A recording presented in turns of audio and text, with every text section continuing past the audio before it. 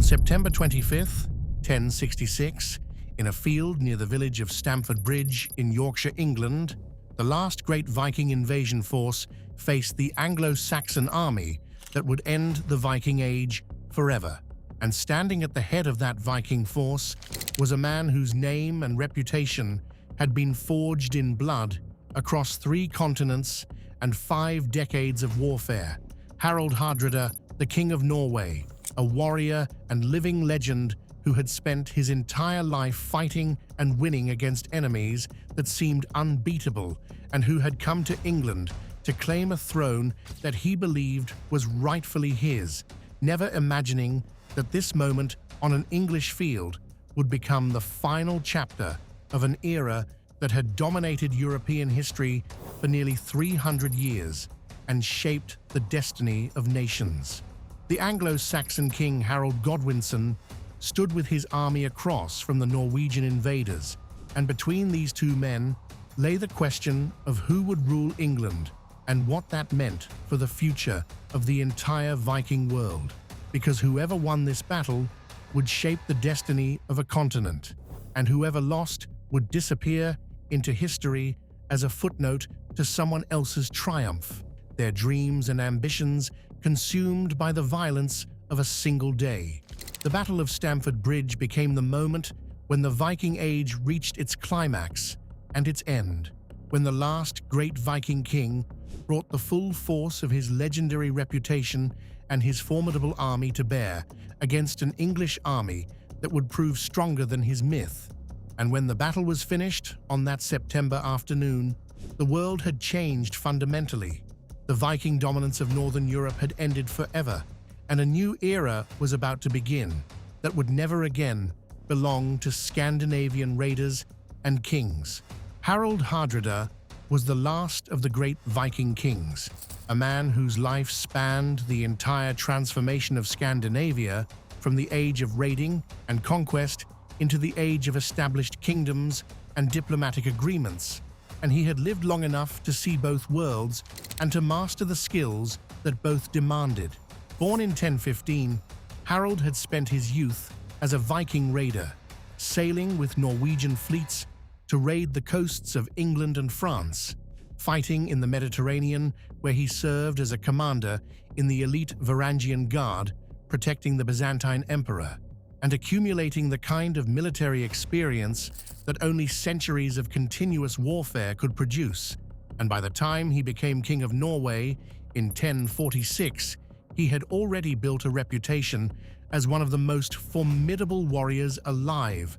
a man whose name alone could inspire terror in the hearts of his enemies and respect from his allies. Harold was not a typical medieval king, confined to courts and councils. He was a warrior in the old Viking tradition, a man who had spent decades in actual combat rather than in the halls of power. And when he took the Norwegian throne, he brought with him the mindset of a raider and conqueror, a belief that what he wanted he could take through force and determination and superior military skill refined through a lifetime of warfare. In 1066, Harald Hardrada received news that would transform him from a regional king into an invader of England, because the King of England, Edward the Confessor, had died without leaving a clear heir to the throne, and multiple men with claims to the English crown began to position themselves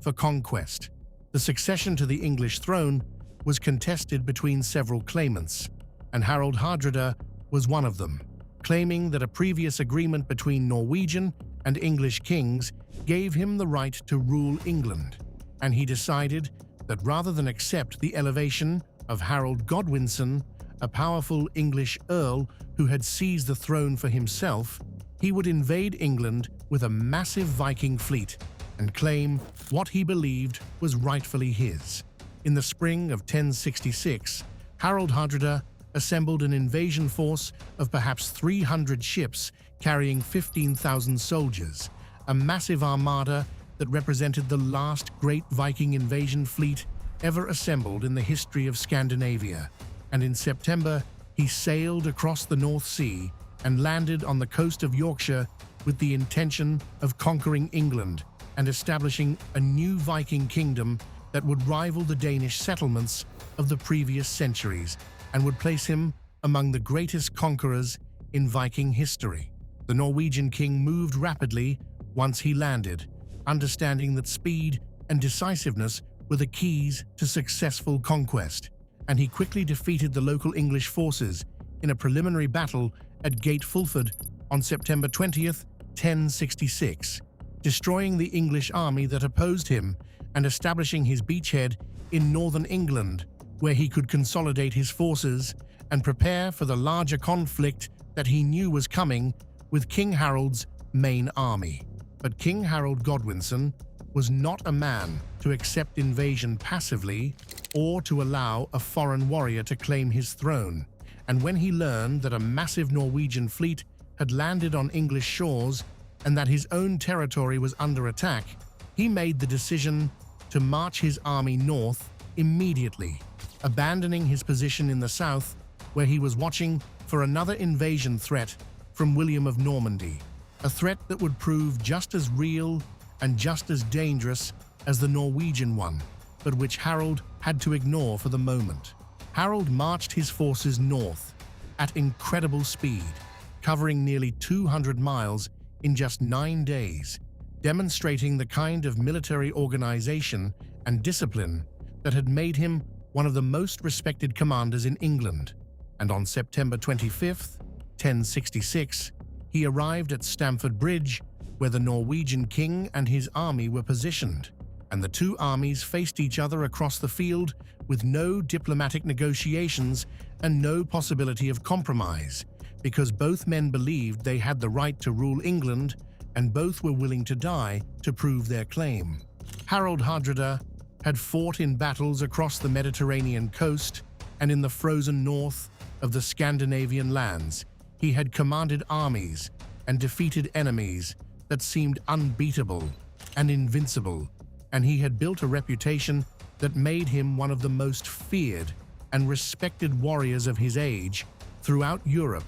But on September 25th, 1066, he faced an opponent who was determined and desperate, and who had the advantage of fighting on his home territory with an army that had been prepared and organized specifically for this moment. The battle began when Harold Godwinson's forces attacked the Norwegian position with discipline and purpose, and the English came forward with the organization and coordination that centuries of Anglo-Saxon military tradition had produced and perfected, and the Norwegian forces, confident in their reputation and their king's legendary skill and the reputation of their fleet, met them with the ferocity and aggression and overwhelming force that had made Viking warriors legendary across Europe throughout the centuries and across the known world. The fighting at Stamford Bridge was brutal and sustained throughout the day, with waves of English troops attacking the Norwegian lines continuously, and Harald Hardrada moved through the battle like a force of nature, rallying his troops and fighting with a sword in each hand, a figure so imposing and so skilled that English soldiers fell before him, and the Norwegian lines held firm against the assault despite the overwhelming pressure. For hours, the battle continued, without either side gaining a clear advantage, and both armies bled heavily as the English pressed their attacks relentlessly and the Norwegian defenders held their ground with a determination born from the knowledge that they could not retreat or they would lose everything they had sailed north to conquer. But gradually, the weight of numbers and the endless waves of attacking soldiers and the relentless assault began to tell on the Norwegian forces, and as the afternoon progressed,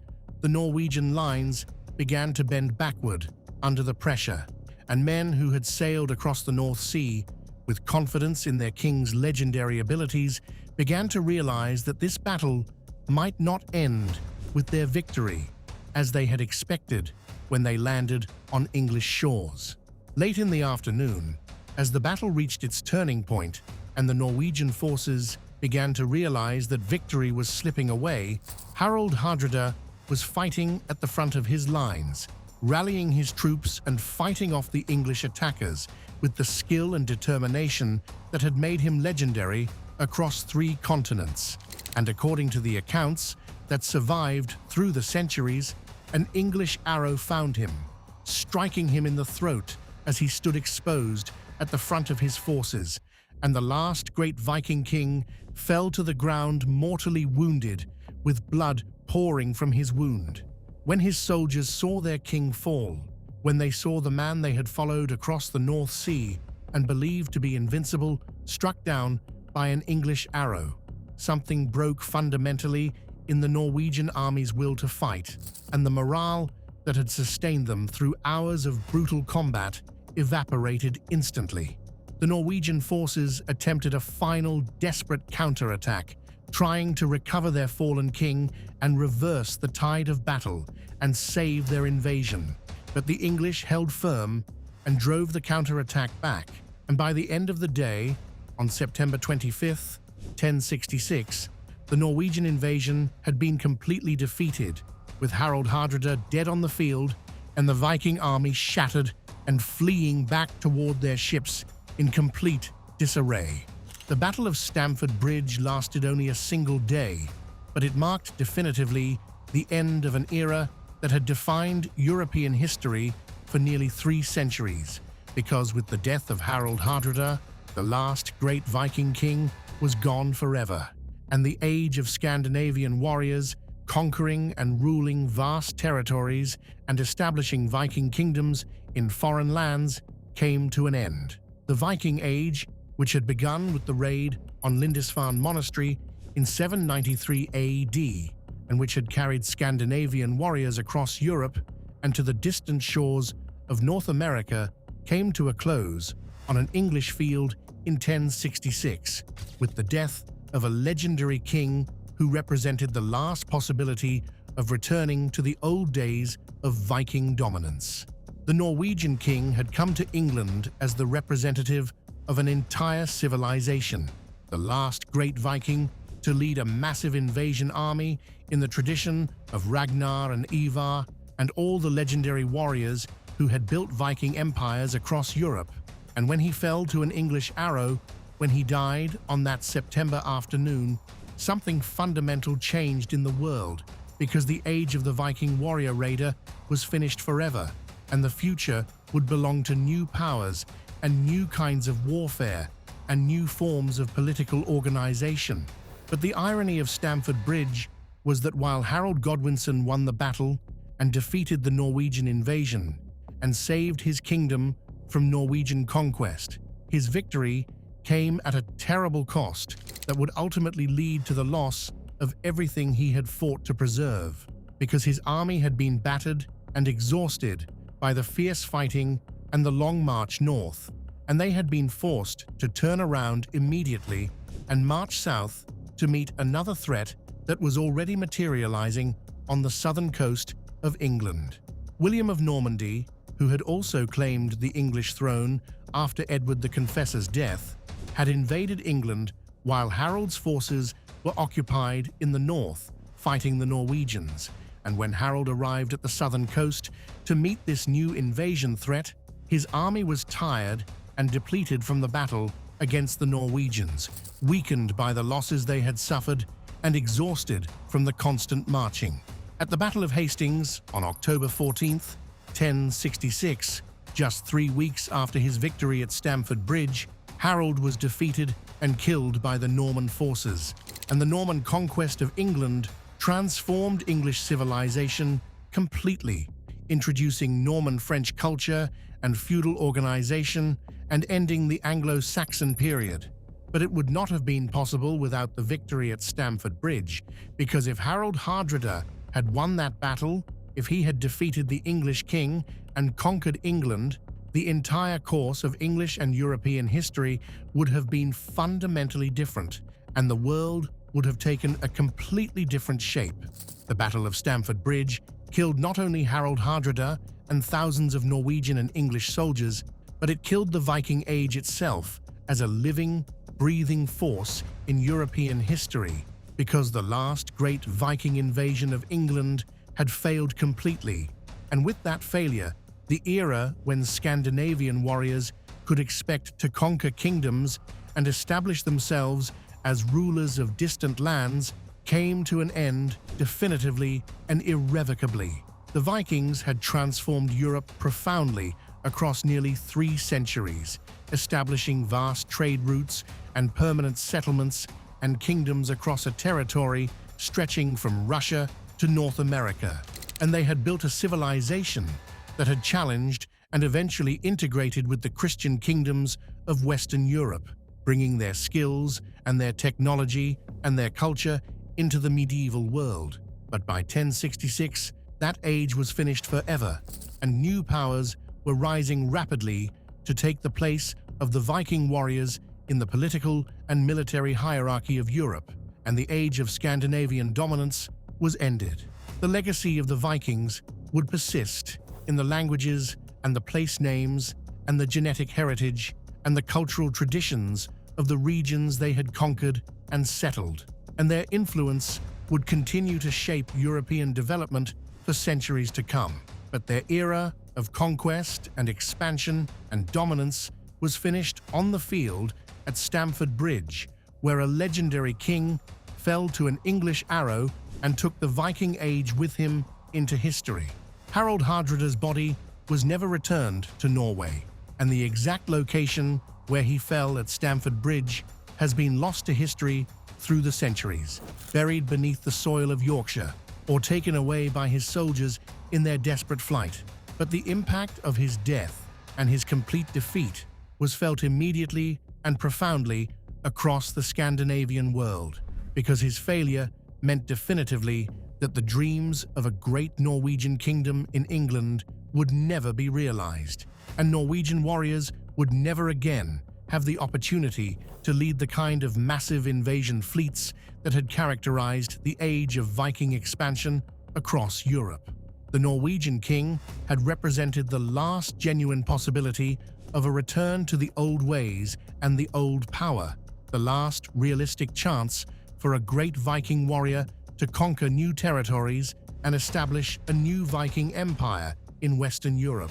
And when he failed catastrophically, when he fell to an arrow on an English field, an entire world of possibilities and potential futures closed off forever, and the age of the Viking warrior raider and conqueror gave way inexorably to the age of the feudal knight and the organized medieval kingdoms with their complex systems of allegiance and obligation. The years immediately following the Battle of Stamford Bridge saw the rapid and fundamental transformation of Scandinavia from a region dominated by Viking warriors and raiders into a region of established Christian kingdoms with defined borders and diplomatic relations and organized systems of governance and administration. While Scandinavian warriors would continue to fight and to play important roles in European politics and warfare for centuries to come, contributing soldiers and mercenaries and even kings to various European conflicts,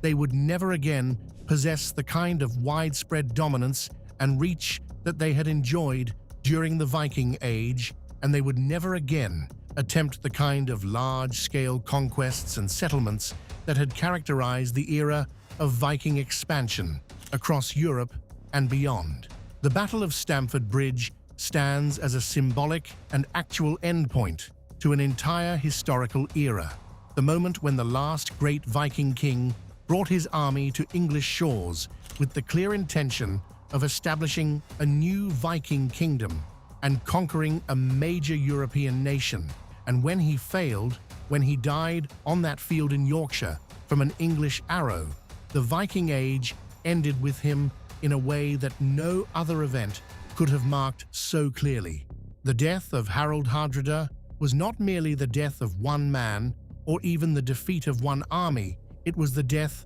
of an entire way of life, the end of an era when Scandinavian warriors could expect to conquer kingdoms and establish themselves as rulers of distant lands, and when he fell, a new medieval world began to emerge, a world where Scandinavian warriors would have to adapt to new forms of power and new kinds of feudal organization rather than relying on the aggressive raiding and conquest and settlement that had made them legendary throughout Europe and the Mediterranean and beyond. If you enjoyed this video, hit the like button and subscribe for more history content covering wars, revolutions, and events that shaped the modern world.